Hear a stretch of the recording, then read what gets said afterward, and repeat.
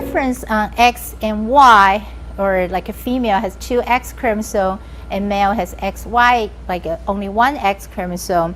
And in the early genetics analysis in Drosophila, which is very similar to us, people notice, actually it's Muller, notice dosage compensation in Drosophila using Drosophila I mutants. So showing that this slide is a very old, from a very old literature. You can see the white apricot mutation, which shows like yellowish orange eye color. And this is like a more to a red. But the female, if the female has the mutation, and with only 1 mutation, just like a hemizygous in male. So just try to illustrate here, the 2 X chromosome, one of the X chromosome have a deficiency, that's large deletion on the X chromosome corresponding to the white locus. So that means this female only have 1 allele of the white locus. And this white locus carry the allele white apricot. So the color is sort of like an orange, like an orange. But we can also make white apricot homozygous in female. So with 2 alleles of the white apricot, the color is a little bit like brighter red. So the color is darker than the only single allele. But the interesting thing is in the hemizygous male. So the hemizygous male is like they only have 1 X chromosome, the other one is Y. And they have the white apricot here. It's the same allele. So this one, the genetics of the white locus of this particular male should be similar to this deficiency females, right? So they only have 1 allele of the white locus, and it's white apricot. So ideally, the eye color of this male should be the same as the eye color of this female. But as illustrated here, you can see that actually the 1 locus, the white apricot mutation in the male actually is much darker. The eye color is much darker than this first female. So this led him propose the dosage of the male is compensated compared to, or I say dosage of the X-linked gene is compensated to the dosage of X-linked gene in females.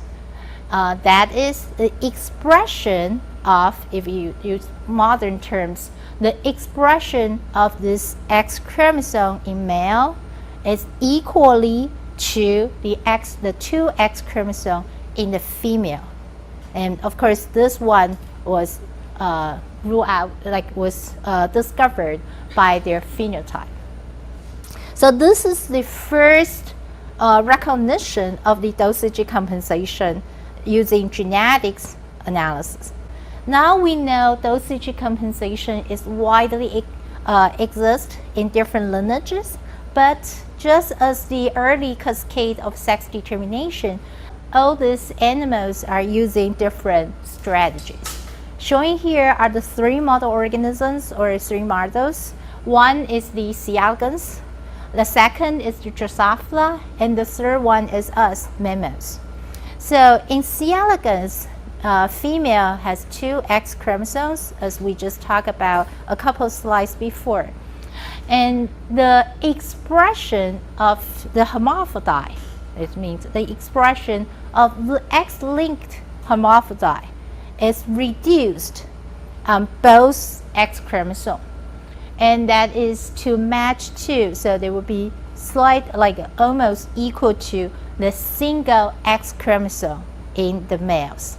As illustrated in this slide, the authors use the light purple to indicate the expression level of this X-linked genes in the hermaphrodite. But adding the 2 X chromosomes together is similar or equivalent to the single X chromosome of the male. So this is the dosage compensation in C. elegans. In Drosophila, as we just talked about the previous slide, the expression of the X-linked genes in male are elevated. So there's higher expression level of the single X in males, and that to make up to sort of equivalent to the 2 X chromosome in females. So the two system in flies and in worms looks very similar, but one is to increase the expression in the single X male. The other one is reduce the gene expression in both X chromosomes in hermaphrodite. So this is the illustration of the two different dosage compensation mechanisms. As in mammals, and I think most of us knows, we use a totally different mechanism. We do X inactivation. So this is also an earlier discovery by cytology.